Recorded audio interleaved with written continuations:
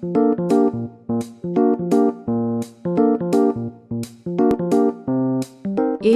कक्षाओं में आपका स्वागत है। आज यहाँ पर बात करते हैं हम creating a project in Maya about project setting. ठीक है, अब होता क्या है कि अभी तक आपने जो सॉफ्टवेयर पढ़े थे उसमें क्या हुआ था कि जब भी आप कोई फाइल खोलते थे आप जाते थे और यहाँ पर सेव या सेव एज के ऑप्शन पर क्लिक कर देते थे।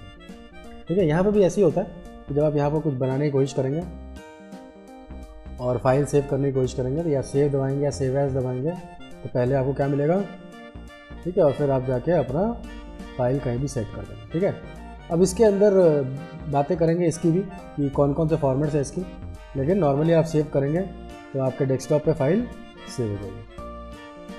ठीक, बट हम माया में ऐसे फाइल सेव करते नहीं हैं, कोशिश करते हैं प्रोजेक्ट सेटिंग की। कैसे करते हो, जैसे मान लीजिए कि आपने अपने माया खोला, सबसे पहले आपको क्या करना है, फाइल में जाना है। ठीक है, पूरा प्रोसेस सही है, तो फाइल में जाना है, उसके बाद आपको जाना है प्रोजेक्ट विंडो में। ठीक है, क्लिक कीजिए प्रोजेक्ट विंडो। जैसे ही आप प्रोजेक्ट विंडो क्लिक करेंगे आपको ये पैनल खुल के आएगा। इस पैनल में आपको कुछ भी चेंज नहीं करना है। ठीक है, क्या चेंज करना है, सबसे पहला करंट प्रोजेक्ट डिफ़ॉल्ट लिखा हुआ है, आप इसे क्लिक करेंगे। ठीक है, और आप इसका नाम बदल देंगे। तो जैसे माया फंडामेंटल है,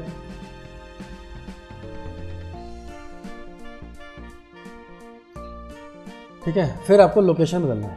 लोकेशन आप बाय डिफ़ॉल्ट छोड़ दोगे तो ये अपनी जगह पे सेट कर लेता है, लेकिन आप कोशिश करिए कि आप इसे खुद बताएं कि आप इसे कहाँ सेट करना चाहते हैं। ठीक है, तो हम चलते हैं और हम डेस्कटॉप पर सेट करते हैं।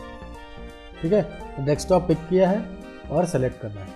अब ये कहाँ चला गया, सी यूज़र ओनर और डेस्कटॉप। तो आपकी फ़ाइल का नाम क्या होगा, माया फंडामेंटल, और वो कहाँ सेट है, डेस्कटॉप पर। बाकी ये सारी चीज़ें इसको आपको नहीं छोड़ना है। ठीक है, धीरे धीरे फ्यूचर में आपको पता चल जाएगा इन सब का मतलब क्या है। कुछ चीज़ों के बारे में अभी बात करेंगे, जैसे सीन है। सीन में क्या होता है, जितनी भी फाइल आप अपनी माया की सेट मतलब कि सेव करोगे वो सारे इस फोल्डर में सेव होंगे, सीन फोल्डर में। ठीक है, तो ये जो तो आपको जितने दिख रहे हैं ये सब फोल्डर के ऑप्शंस, ये सब फोल्डर बन के आपके एक फोल्डर के अंदर रहेंगे, सब फोल्डर में। ठीक है, तो सीन में आपकी मेन फाइल सेट होगी। अगर आपको टेम्पलेट बनाएंगे तो टेम्पलेट में सेट हो जाएगा अपने आप ही। कोई इमेज लेके आएंगे तो आप इमेज में सेव करते हैं, बाहर से कोई इमेज लेके आएंगे तो आप सोर्स इमेज में सेव हो जाएगी। ठीक है, कोई रेंडर पार्ट का यूज़ करेंगे तो वो रेंडर डाटा में सेव हो जाएगा। ठीक है, बाहर से कोई क्लिप वगैरह MP4 या कोई वीडियो क्लिप लेके आएंगे तो यहाँ सेव हो जाएगा। किस तरह के साउंड का इस्तेमाल करेंगे तो यहाँ सेव हो जाएगा। स्क्रिप्टिंग का पार्ट यहाँ सेव हो जाएगा। ठीक है, जो कैश फाइल्स हैं वो डिस्क कैश में सेव हो जाएंगी। ठीक है, तो ऐसे ही movies, data transform, time editor, auto save. ठीक है, ऑटो सेव में फ़ाइल अपने आप सेव होती है तो इसके लिए ऑटो सेव का पता है। और तो ये सारी चीज़ें जो है आपको ऑटोमेटिकली अब मिलेंगी। आपको करना क्या है, कुछ नहीं करना है, आपको करना है एक्सेल। ठीक है, चलिए देखते हैं कि पहले हमारी फाइल बनी कि नहीं बनी। तो आप यहाँ देखेंगे कि माया फंडामेंटल की फाइल बनी है। ठीक है, इसको डबल क्लिक करो और ये देखो वो जितने भी चीज़ें उस पार्ट में दिखाई थी वो सारी की सारी यहाँ पर है। अभी सारी की सारी खाली है, अभी किसी का कोई यूसेज नहीं है। अब क्या करना है आपको, अभी भी फाइल का सिर्फ फोल्डर बना है, ये फाइल सेट नहीं हुई है। अब नेक्स्ट टास्क है आपका कि आप जाएं फाइल में और इस बार प्रोजेक्ट विंडो के नीचे करें सेट प्रोजेक्ट। क्यों करना है सेट प्रोजेक्ट, क्योंकि उसे बताना है आपको कि आप कौन से फोल्डर में अपने आप को सेव करना चाहते हैं। तो सेट प्रोजेक्ट में वो आपसे पूछेगा। ठीक है, तो आपको अपने डेस्कटॉप पे जाना है, आपको आपकी नाम का फोल्डर पिक करना है। ठीक है, और कर देना है सेट, बस।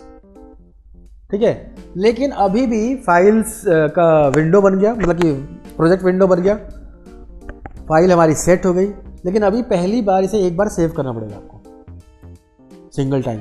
ठीक है, उसके बाद हम इसको इंक्रीमेंटल सेव करेंगे। तो आप फाइल में जाएंगे, सेव या सेव एज में से कुछ भी क्लिक करेंगे तो पहली बार सेव हो रहा है, सेम आंसर आएगा। ठीक है, तो मैं सेव क्लिक करता हूँ, ये देखिए। अब आप ध्यान से देखिए कि कहाँ पहुँचे आप, सी यूज़र ओनर डेस्कटॉप माया फंडामेंटल के सीन वाले टैब में ऑटोमेटिकली वहाँ पहुँचे, क्योंकि हमने सेट किया था प्रोजेक्ट को। तो मैंने क्या बताया था कि सीन में आपकी कौन सी फाइलें सेट होंगी अपने आप, जो आप माया में सेव करोगे।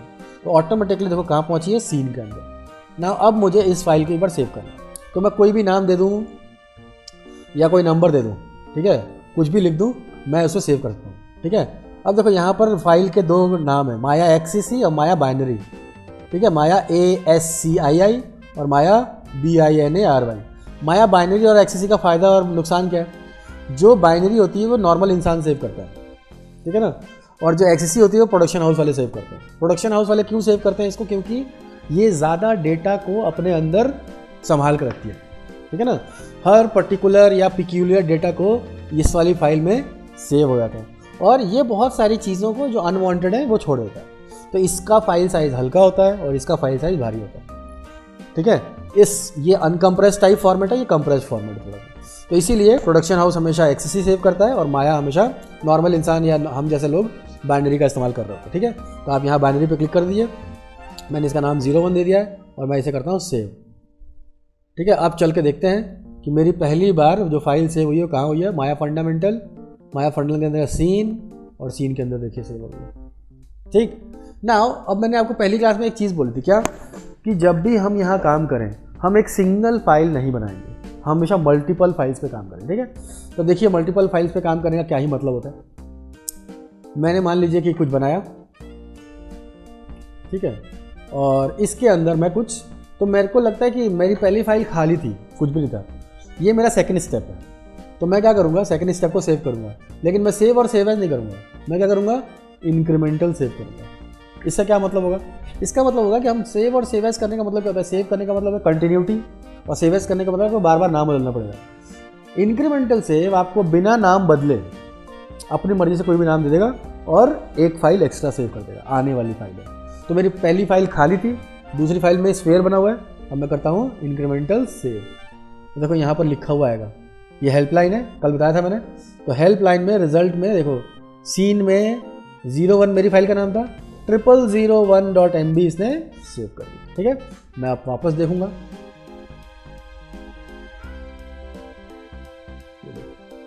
ये उसने अपनी मर्जी से सेव किया। अब मेरा काम हो गया आसान, अब मुझे इस बात की चिंता नहीं करनी कि मैं फाइल का बार बार नाम क्या लिखूँ, ठीक है। अब मैं क्या करूँगा, जैसे भी मैं कोई चेंजेस करूँ, कोई भी चेंजेस, ठीक है, अभी आप इस बात पे ध्यान मत दीजिएगा कि हम क्या कर रहे हैं, बस हम थोड़े बहुत चेंजेस कर रहे हैं।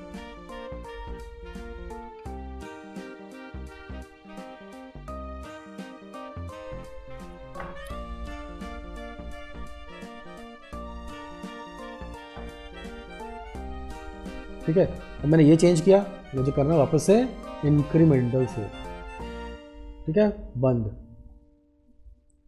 वापस माया चालू करते हैं, और अब हमारे पास जो 3 फाइलें सेव है उसके अंदर क्या क्या सेव होगा। पहली फाइल में क्या होगा, कुछ भी नहीं।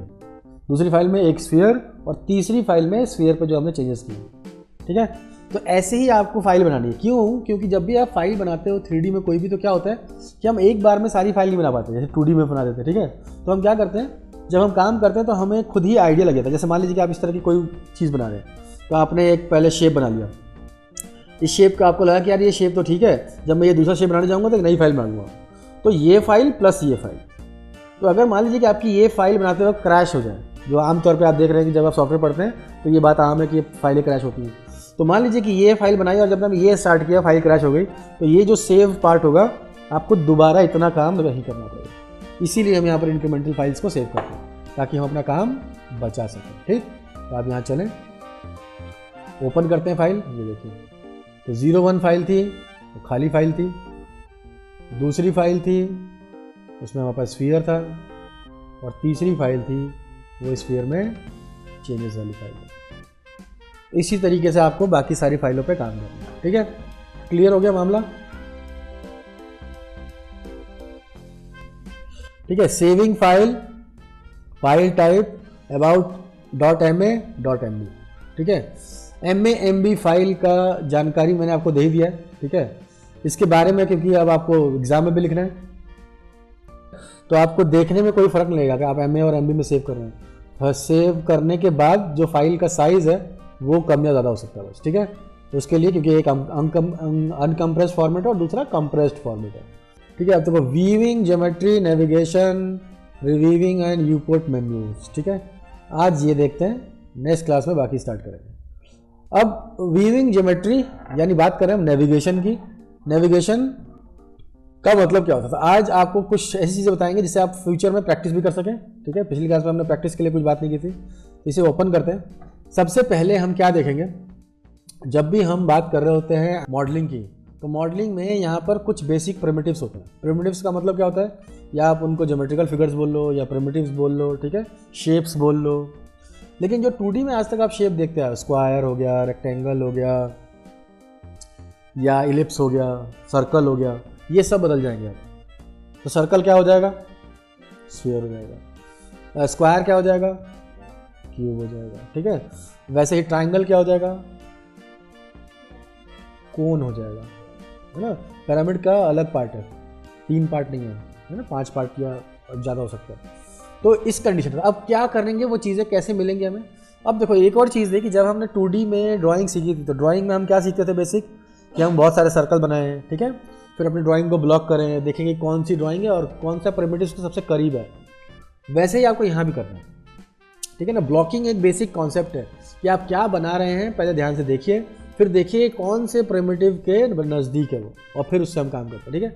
तो सबसे पहले आपको क्या करना है, आप प्रैक्टिस के लिए क्रिएट में जाएंगे। आप क्रिएट में जाने के बाद आप जाएंगे पॉलीगन प्रिमिटिव्स में, ठीक है। और पॉलीगन प्रिमिटिव्स में ये सारी चीज़ें आपको खुद से चेक करनी है। सबसे पहले आप क्या करेंगे, ये 2 डॉटेड लाइन दिख रही है ऊपर टॉप पे, इसको जाके क्लिक कर दीजिए। तो क्या होगा, ये सारे के सारे बाहर आ जाएंगे। अब आप एक एक करके इसे चेक करेंगे, ठीक है। तो सबसे पहले आते हैं स्फीयर पे। अब देखिए क्या होता है, जब मैं क्लिक करता हूँ तो ऑटोमेटिक ये बन जाता है। ये एक प्रोसेस है। दूसरा प्रोसेस क्या है कि अगर मैं इसे क्लिक करता हूँ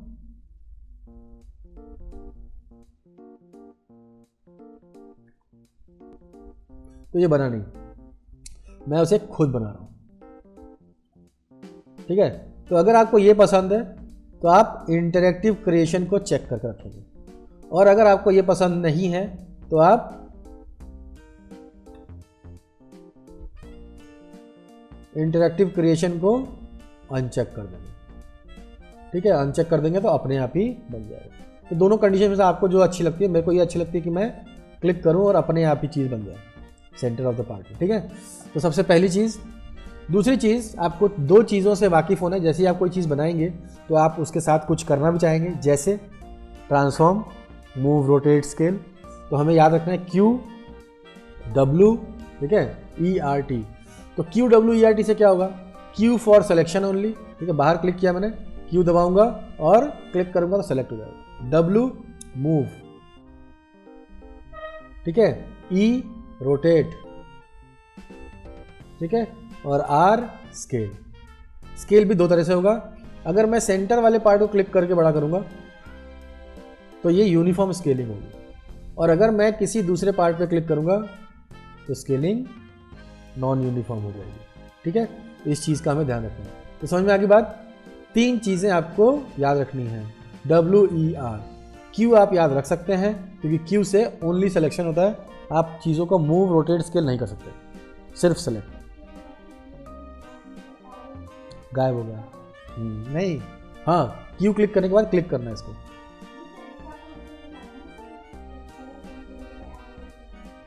अच्छा, वो तो मैंने बताया था व्यू पोर्ट के लिए। देखो अभी आप प्रोस्पेक्टिव मोड में, देखो यहाँ लिखा है।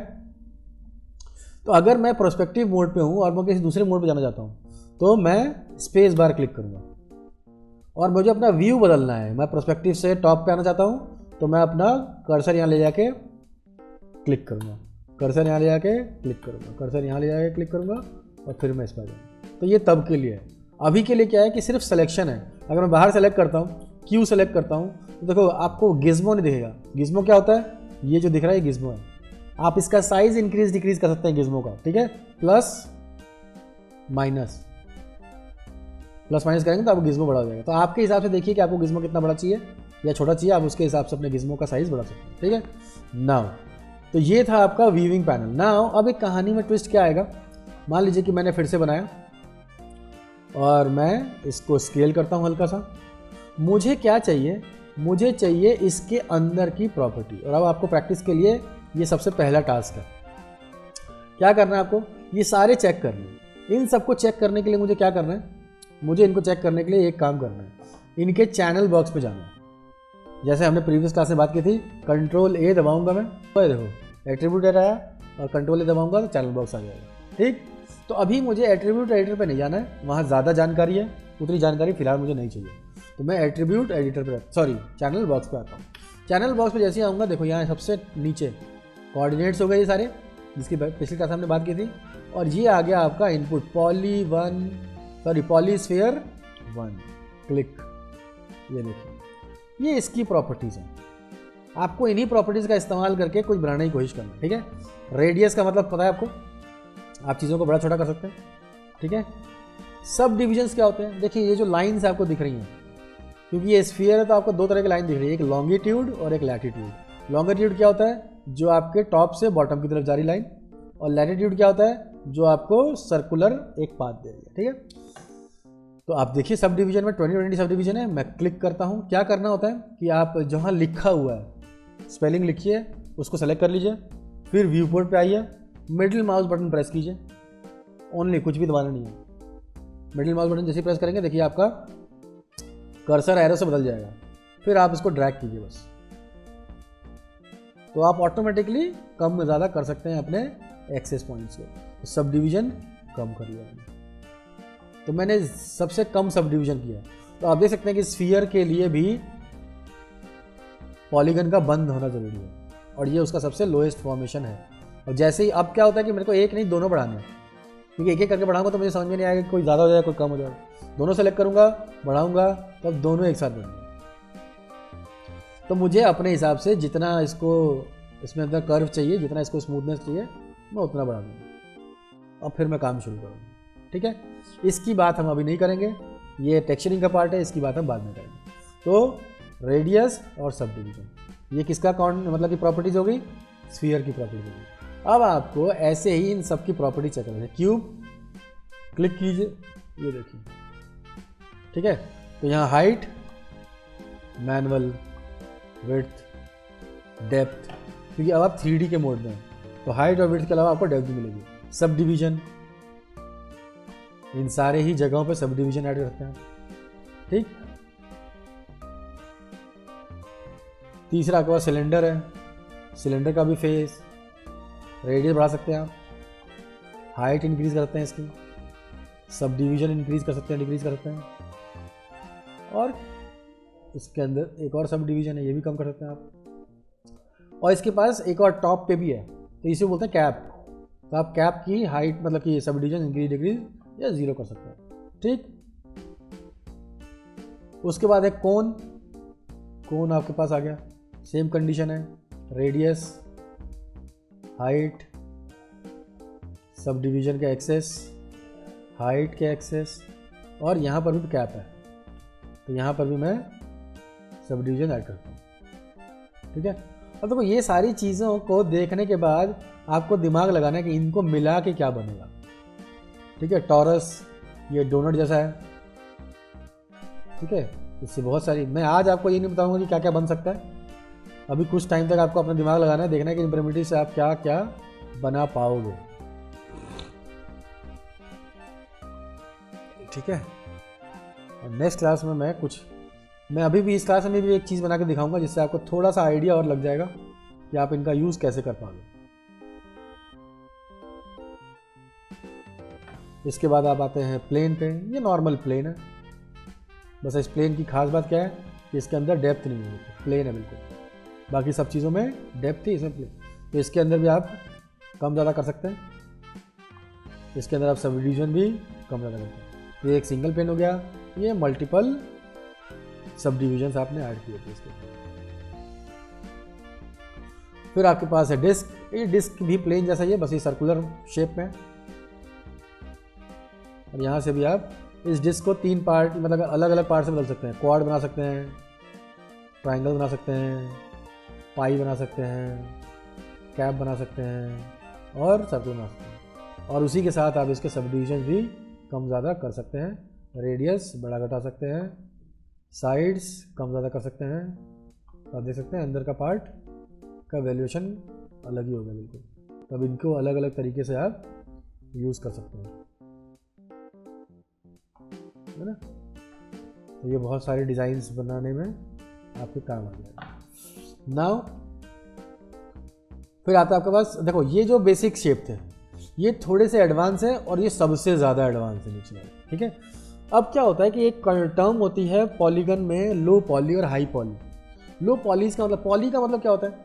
पॉली का मतलब होता है ये एक पार्ट, ठीक है ना, ये 1 2 3 4। तो किसी भी जगह पे जब आप किसी तरह का क्वाड, बहुत बार इसको हम क्वाड बोलते हैं। क्वाड क्यों बोलते हैं? क्योंकि इसके पास 4 साइड्स हैं, ठीक है। तो ट्राइंगल आपका पॉली नहीं हो, पॉलीगन होता है, बट मॉडलिंग में हम हमेशा ध्यान देते हैं कि हम क्वाड बनाएं, ट्राइंगल ना बनाएं। तो भविष्य में जब भी आप मॉडलिंग करेंगे तो आपको भी इस चीज़ का ध्यान रखना है कि हमेशा क्वाड बने, ठीक है।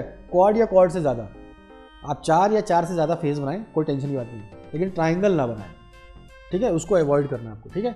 तो यहाँ जब भी आप देखेंगे तो आपको ऐसी ही क्वाड्स दिखते रहेंगे, तो यहाँ ट्राइंगल भी दिख रहे हैं, तो हमें अवॉइड क्या करना है कि ये ना बने। लेकिन अगर बेसिक ज़रूरत है कि भैया उसके अलावा दूसरा कुछ बन ही नहीं सकता, तो आप कुछ नहीं करते, लेकिन हमेशा ट्राई करना है कि इसे अवॉइड करें, ठीक। उसके फ़ायदे भी आपको भविष्य में समझ में आएंगे क्यों है। तो अब आते हैं थोड़े से एडवांस प्रिमिटिव्स पे। तो आपको प्लेटोनिक मिलेगा।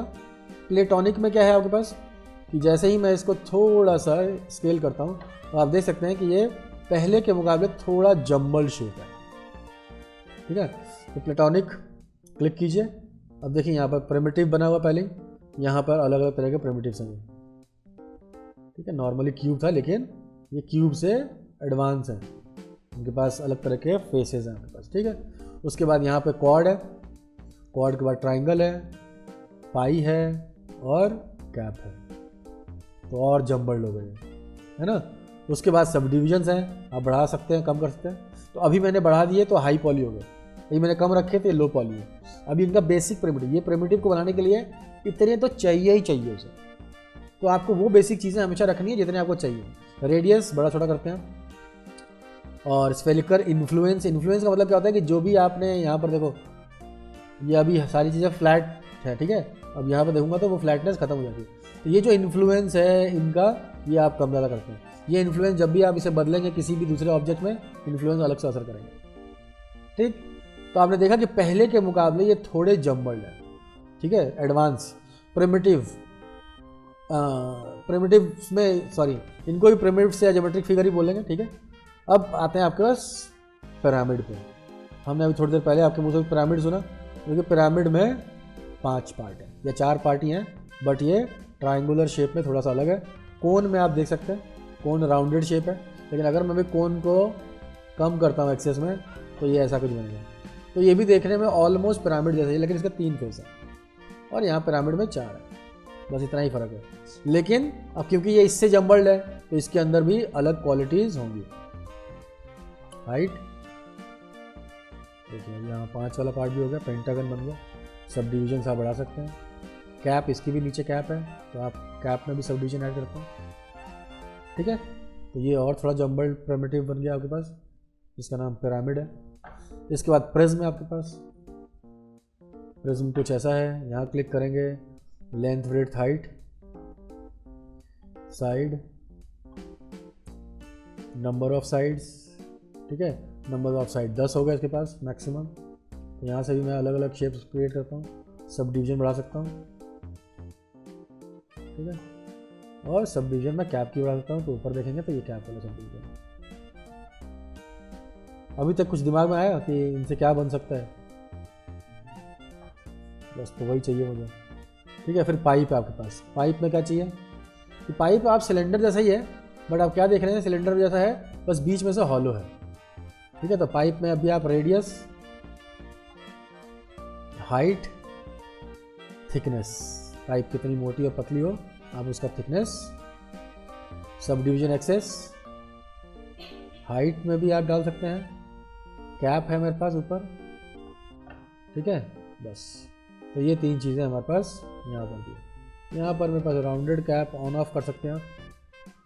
फिलहाल मैं उसको नहीं छेड़ रहा। फिर आपके पास आता है हेलिक्स। ये एक तरह का स्प्रिंग है,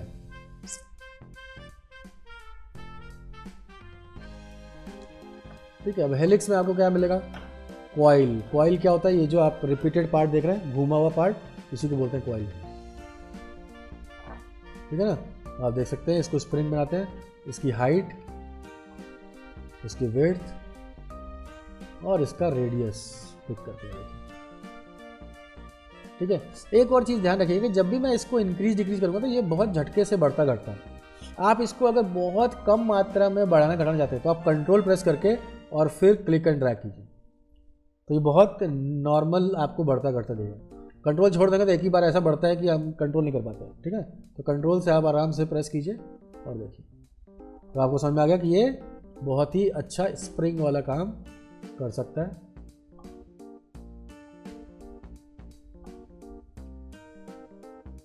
बन आपका स्प्रिंग।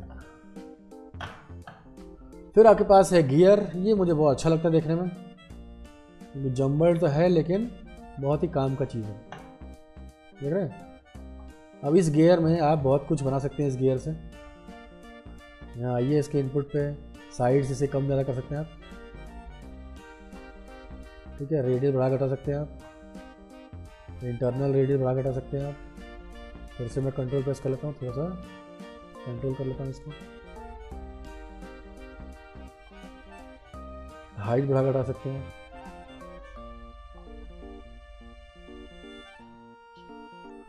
ठीक है। फिर आप सब डिवीजन इंक्रीज डिक्रीज कर सकते हैं, तो इसके अंदर देने की जरूरत नहीं, बहुत है।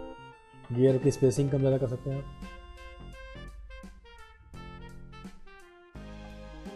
ठीक है। इसका ऑफसेट, इसका टिप, ठीक है। और गियर का मिडिल पोर्शन भी आप क्या कर सकते हैं, बस। उसके बाद इसकी ट्विस्ट को बढ़ा सकते हैं आप, देख रहे हैं। प्रोपेलर बन गया पूरा इंजन का अंदर से। और इसका टेपर कम ज़्यादा कर सकते हैं। और आप देख सकते हैं कि बहुत ही जल्दी बहुत ही जम्बल्ड सा एक आंसर आ गया आपके पास, जो कि बहुत ही यूनिक है, ठीक है ना। तो ऐसे ही ज़रूरी होता है कि जब आप ये सब चीज़ें बना रहे हो, तो अगर आपका प्रिमिटिव आपके लिए इतना सारा काम कर दे तो आपको बहुत सारी मेहनत आपकी बच जाती है। सॉकर बॉल, इसे कुछ करना ही नहीं है, देखने में ही आपको फुटबॉल जैसा लग रहा होगा। और बेसिकली सॉकर बॉल, सॉकर बोलते ही फुटबॉल को है बहुत सारे देशों में, ठीक है ना। हमारे खाली इंडिया में बोलते हैं फुटबॉल, बाकी यूरोपियन और अमेरिकन कल्चर में ये सॉकर बॉल है। तो इसको हम फुटबॉल बना सकते हैं, भविष्य में इसको हम फुटबॉल बनाएंगे, चीज़ों को इस्तेमाल करेंगे। तो इसके अंदर हवा नहीं भरी है ना, इसके अंदर हवा भर दें तो ये बिल्कुल फुटबॉल बन जाएगा, तो बिना हवा के फुटबॉल है। नाउ अब आते हैं सुपर शेप्स में। ये इन सब का जो है हाईली पार्ट है। इसके अंदर तीन ही चीज़ है, लेकिन देखिएगा इसके अंदर का जो प्रॉपर्टी होगी वो तीनों की एक ही पार्ट में दी हुई है। जैसे सबसे पहले सुपर इलिप्स है। देखिए सुपर इलिप्स क्या करता है आपके लिए, पहले ही जो है इतने सारे सब डिवीजन लेके बैठा है, इसीलिए ये इतना हैवी है। तो सबसे हैवी है, हमें ट्राई करना है सबसे लोएस्ट से। हैवी तो हम कभी भी कर सकते हैं, लेकिन हैवी को लोएस्ट करना बहुत ही मुश्किल होता है, ठीक है। तो यहाँ क्लिक करते हैं और देखिए जो अभी आपको दिख रहा है उसमें देखिए यहाँ पर हार्मोनिक्स, यहाँ अल्ट्रा और यहाँ पर बाकी की चीज़ें। तो देखिए यहाँ पर सुपर, हार्मोनिक्स और अल्ट्रा, इन तीनों कंडीशंस को इसके अंदर यूज़ किया गया। तो सबसे पहला हमारा सुपर एलिप्स है। तो सुपर एलिप्स में हम साइज इंक्रीज डिक्रीज कर सकते हैं, सुपर एलिप्स में एलिप्स का कंडीशन चेंज कर सकते हैं, ठीक है। फिर हार्मोनिक्स का यहाँ पर कोई काम नहीं है, अल्ट्रा का कोई काम नहीं है, लेकिन फिर नीचे जाएंगे तो फिर इसके अंदर चेंजेस कर सकते हैं आप।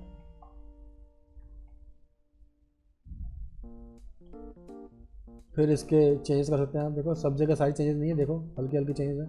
मिरर को मैं थोड़ा कम कर देता हूँ और फिर मैं इसको इंक्रीज डिक्रीज करता हूँ, तो एजेस पे जो है इसके चेंजेस दिख रहे हैं मुझे।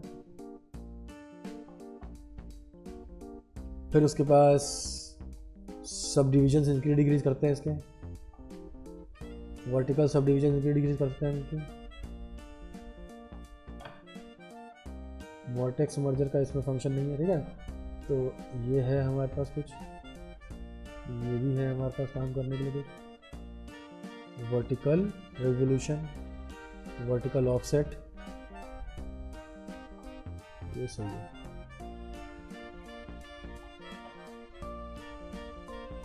ठीक है। इसके बाद इंटरनल रेडियस, सब डिविजन्स को मैं थोड़ा कम कर दूंगा इसको, या बढ़ा दूंगा, पहले तो कम ही करते हैं पहले तो। और ये वर्टिकल भी थोड़े से,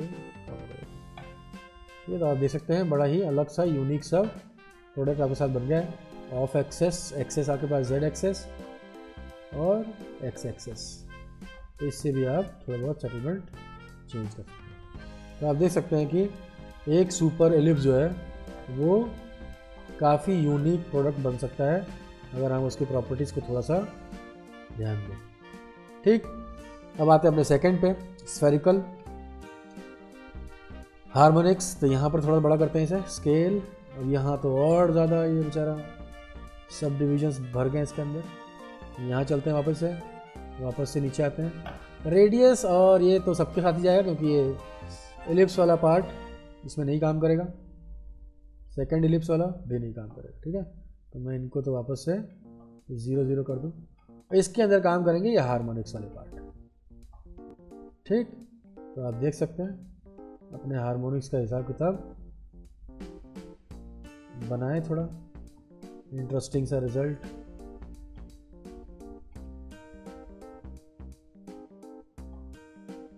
और देखें कि क्या बनता है। पूरी तरीके से ये समझ जाइएगा कि एक्सपेरिमेंटल थॉट्स हैं।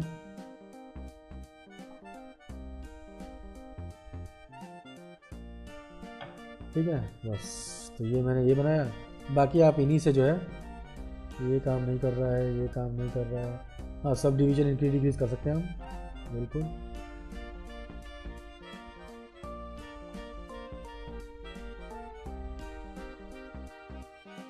बस, तो ये हमारे पास एक और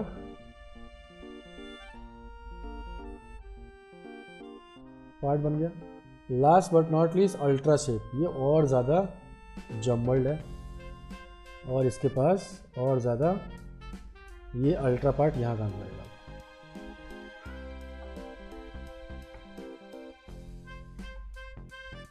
ये देखिए,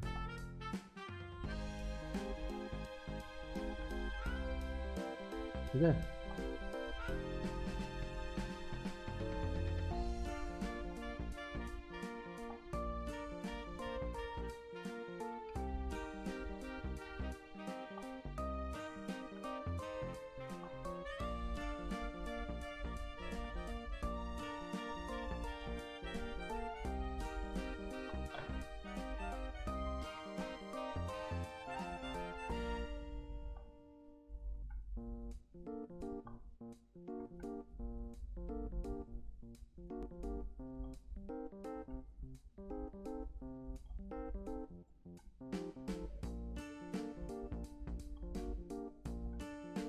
तो आपके पास काफ़ी तरह की, ये बहुत ही जम्बल शेप है, इसके अंदर आप सब डिवीजन कम ज़्यादा कर सकते हैं बस। ठीक, तो ये हैं आपके प्रिमिटिव्स जिनके लिए आपको प्रैक्टिस करनी है। और क्या बनाना है आपको, देखो आपको ये चेंजेस जो अभी किए ये आप कर सकते हैं, ये आपको छूटे करनी है, ठीक है। लेकिन आपको ट्राई करना है कुछ ऐसा बनाने की जिसका कुछ मतलब निकले। क्या मतलब निकलेगा, अब मैंने आपको क्या बोला कि ये वाले पार्ट को हमें क्या रखना है, आंसर देखने के लिए, पर्सपेक्टिव। हम कहाँ काम करेंगे, यहाँ काम करेंगे, 3 अलग अलग पार्ट्स में। तो मैं आपको एक छोटा सा इलिस्ट्रेटर मैंने जब भी पढ़ाता हूँ तो मैं वो छोटा सा एक वो बनाता हूँ स्टार्टिंग में, देखा आपने प्रिमिटिव से, बिल्कुल वही चीज़ मैं यहाँ बनाऊँगा क्योंकि इस बार वो 3D पार्ट में होगा, है ना। तो देखिए मैं एक स्फीयर लेता हूँ, ये मेरा सर है, ठीक है। मैं साइड में हूँ, मैं अपने साइड में से सर को थोड़ा ऊपर कर देता हूँ। मैं लूँगा एक सिलेंडर, ठीक है, और सिलेंडर को मैं थोड़ा सा बड़ा करूँगा। आप स्केल से भी बड़ा कर सकते हैं और जो मैंने प्रॉपर्टी दिखाई आप उससे भी बड़ा कर सकते हैं इसको।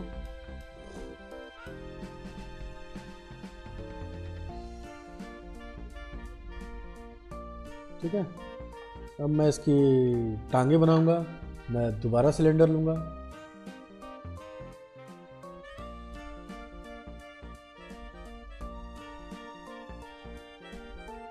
ठीक है। अब देखो ये साइड है, मुझे यहाँ देखना है, फ्रंट कंट्रोल D डुप्लीकेट,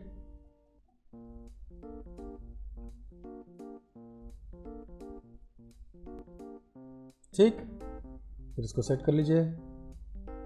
अब क्योंकि आपको पीछे ग्रिड दिख रहे हैं, ग्रिड के अकॉर्डिंग आप सही जगह पे हो सकते हैं, कोई दिक्कत ही नहीं है।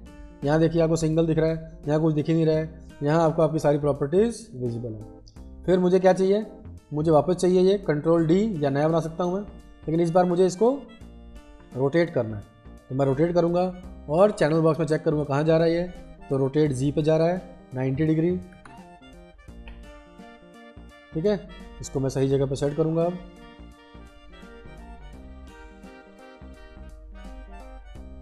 Ctrl+D प्रेस करूँगा। आप इसके अंदर पेनिट्रेट करना चाहते हैं पेनिट्रेट कर दीजिए, बाहर रहना चाहते हैं बाहर रख दीजिए, तो टोटली आपके ऊपर है। देख लीजिए आप, बाकी जगह पे मैंने काम किया है, यहाँ कोई काम नहीं किया है। इसको सिर्फ हमें आंसर देखने के लिए रखना है ताकि हम समझ सकें कि हम काम कर कहाँ रहे हैं। ठीक है, मुझे क्यूब चाहिए, क्यूब से क्या चाहिए, मुझे इसका शूज़ बनाना है।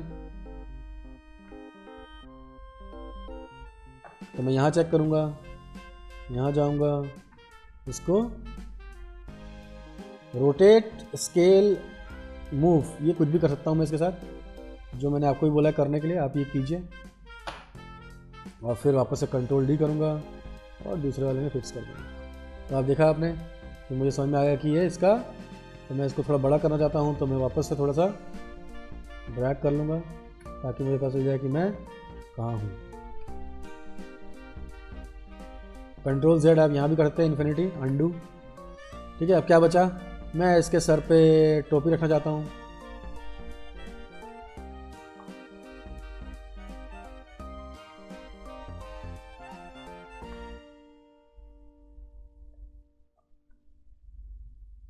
ठीक है, यहाँ पर ये बन गया। अब मैं इसका आँख ना बनाना चाहता हूँ, तो मैं वापस से स्फेयर लूँगा, स्फेयर लेके यहाँ आ जाऊँगा। ठीक है, अभी इसके अंदर देखो रखूँगा तो मुझे दिखेगा नहीं, तो मैं यहाँ आके बाहर की तरफ आ जाऊँगा, स्फीयर छोटा करूँगा, जितनी आँखें होती हैं उतनी। ठीक है, तो यहाँ मुझे दिखना शुरू हो गया, सेट करूँगा, अब थोड़ा सा अंदर कर लूँगा, Ctrl+D करूँगा, कॉपी हो जाएगा, फिर Ctrl+D करूँगा, फिर कॉपी हो जाएगा।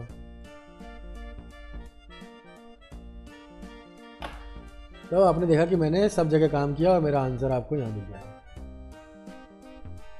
ठीक है, तो ऐसे इन प्रिमिटिव्स के साथ आपको कुछ कुछ बनाना है। कोशिश कीजिए, क्या देखिए कि क्या क्या बना सकते हैं, कितने आप अपने दिमाग के घोड़े दौड़ा सकते हैं। फॉर प्रैक्टिस ओनली सारे प्रिमिटिव्स एक बार चेक कीजिएगा, प्रॉपर्टी चेक कीजिएगा, और फिर इनको, क्योंकि अभी आपको थोड़ा टाइम लगेगा अलाइनमेंट सीखने में। ठीक है, तो आप सब जगह अलग अलग जगह पे जाएं, स्पेस बार दबा के और अपने कर्सर को ले जाके, अगर आपको कोई चीज़ बड़ी छोटी दिखती है तो आप इसी में F प्रेस कर दें, F फॉर फ्रेम।